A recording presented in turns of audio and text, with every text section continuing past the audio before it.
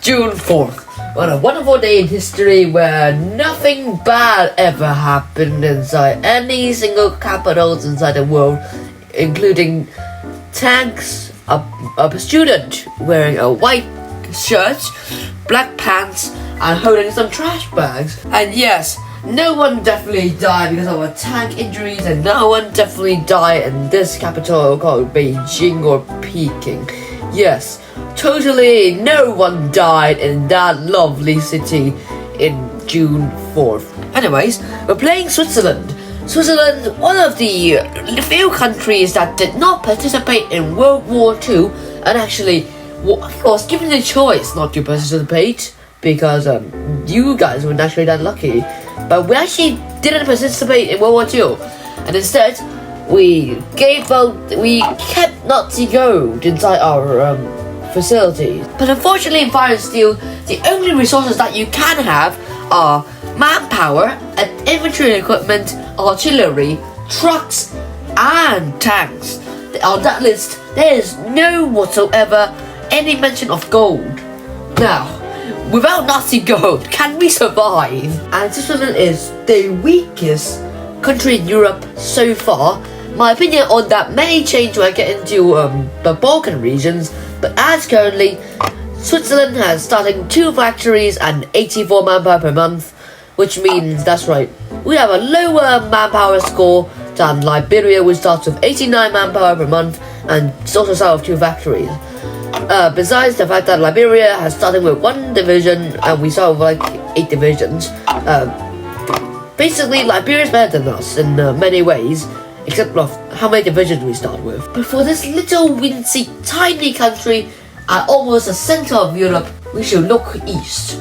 Look at the majestic lands of former Austria-Hungary, and we shall destroy it, kind of. We should invade it. And then, sure, we might border 3 major powers, the Germans, the French, and Italians, but if, say, France declares war on me, I'll call Germany to war, and if Germany declares war on me, I'll call France into war, and if Italy declares war on me, I'll call France into this war. Simple, right?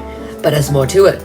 We go and declare war on the Czechoslovakians, and then we call the Hungary people in, and then when the Czechoslovakians come and defeat these people, these Hungarians, Austria, and I'll call Austria into a war with Czechoslovakia, and then when Czechoslovakia gets defeated by Austria, the Swiss Empire will march into there and then hail the Federal Council as the New World Order. The New World Order centered around the Federal Council, which won't actually last that long because we'll wait for 200 PP to grow up, and then we change our ideology to fascist, and then we will align ourselves with Germany and or Italy. And the Swiss actually start with one of the most unique divisions. I mean, only a few countries start with unique divisions, but in the Switzerland we have infantry divisions, cavalry divisions, and the Grand Brigadier, the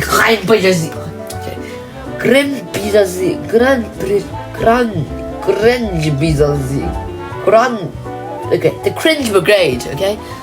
Okay, myself, how do you pronounce that myself? Grenzbrigade. Thank you. But anyways, the Cringe Brigade will not be used entirely in this video since it's a bit weak and it takes 275 manpower for me to train it. I also for into infantry equipment.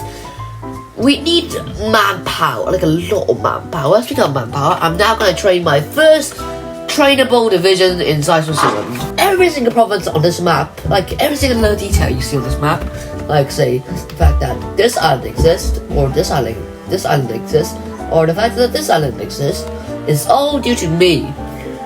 I made this map. I made this godforsaken map including Northern Greenland.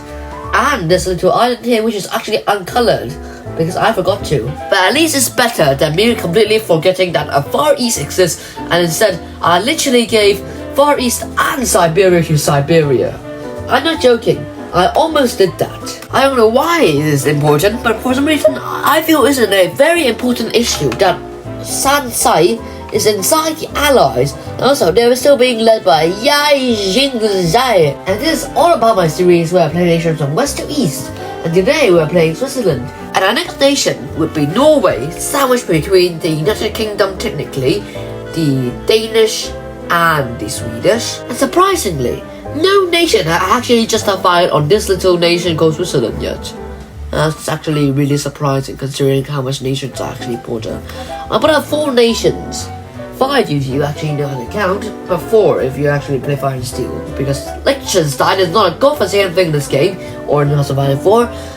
So we brought out 4 nations, with no nation justifying a war against me, and me justifying on one of my neighbors and one of their neighbors. The game is running unbearably slow. And my logo on Czechoslovakia is finished. So, you know what time it is. It's time to go commit some war crimes in Czechoslovakia. Just like I committed war crimes in Yugoslavia. I mean, I totally did commit some war crimes in Yugoslavia. No, I did not. Commit some war crimes. War crimes are not fun, okay? No war crimes allowed in my country, okay? I would totally not allow war crimes. But I will allow Nazi go down. I'm just going to myself again. Hungary called to a war with Czechoslovakia. And let's just see who will win this great battle between Czech and Hungary. The back episode of Czech vs Hungary. In this episode, we will see how Hungary and the Hungarians. We find out very soon as the Hungarians are preparing a march on Prague. The Czechoslovakian army consists of 10 divisions against the 9 divisions of Hungary, who will win this glorious war between Czech and Hungary. But unfortunately, the streaming service is a bit slow currently, as I am running on 1 FPS per second, and Czechoslovakia has already engaged in conflict, with divisions of Hungary already pouring into the country like nobody business. And there we go. Czechoslovakia has fallen to the Hungarians. I guess the Hungarians are just a bit hungry, but I guess that's what happens if you don't defend your land. And now Czechoslovakia has fallen. I did not plan for this. Okay. Thank you very much. Okay. I did not see any of this coming, by the way. This should be it, okay? Okay, Hungary, this is your time to shine. Please save my bottom. You know what? Screw it. I'm calling Poland into the war with the Soviet Union. And I'm also calling Romania into the war against the Soviet Union. Why the hell not? I've lost my confidence again, mind it is gone. I just realized that Soviet Union is a war of Switzerland, Poland, Romania. Sure, these make sense because I actually caused them, but Yugoslavia. What did you do, Mr. Yugoslavia? Oh, I did not see a lot of things coming, but I still did not see the rise of the Mongolian Empire in my checklist of how many chaotic things can actually go on in a video. Anyways, fall of Hungary finally, and it's time for me and my glorious divisions to march into Austria and take it just like that. Just a reminder that the Soviet Union is collapsing, mostly because of Switzerland declaring war on Austria. I caused most of this stuff. Like, I asked Poland, not asked, I forced Poland, Romania, and Latvia into the war of the USSR. I know my war with Latvia, sure, but hey, let's come together and defeat the communist threat. Austria-Hungary finally united under one major power, the Swiss. I'm not sure if this is intentional, Germany, but I don't think giving up Prussia to Poland is the best idea you have, Germany. I know it actually isn't worth that much, but still. Get your 11 divisions to do something about it. And Germany, I know you're collapsing, but I'm gonna turn fascist, and then I'm gonna join you and your little Axis faction. Anyways, I've turned fascist, and it's time to join the German Reich in the little Axis pact. Because of my love for Nazi Germany, I need to stop taking this out of context. Because of my love for Nazi Germany, I have spent 200 PP on changing my country and joining the Axis. 200 PP. I may or may not have neglected the fact that I'm more of Turkey, and then Turkey has just, took in my territory. Uh-oh. I did not see this coming. I didn't even know Turkey was actually in the common turn. I probably knew that, but I get my brain just to figure that out. And guess what? Little Austria has actually left a jacket division for me. How nice of Austria to leave a Jaeger division for me. Anyways, it's time to crush the Turkish, and what the hell is it? That's Albania. Okay, now I'm crushing this one. For some reason, the Persians or slash Iran has managed to take over Turkey, which means my division from Greece must move to Egypt to actually continue the fight. What the hell? Fun fact, most of the colonies that I actually own currently were stolen from the British. Oh, thank you, Mr. Mussolini. I was about to say that it's a great fitting ending to this great country, but apparently no. You know what? Screw it. The Cringe Brigade will rescue the Swiss kingdom for the Swiss people. I did not even notice this. Ulster is actually still alive, and also Turkey is capitulated.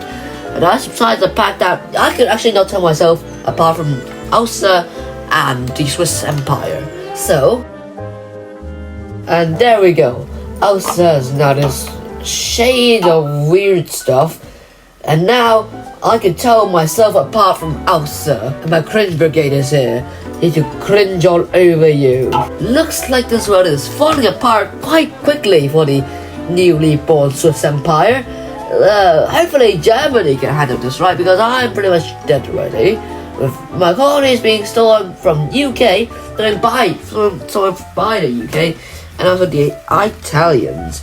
So hopefully this goes well for Germany. But I mean, other cringe divisions on my side. I can just cringe everywhere, and then voila, what a great empire to be halved. A fun fact, this is actually my second time recording this video, and I think it's a great time to end this video as well. Goodbye.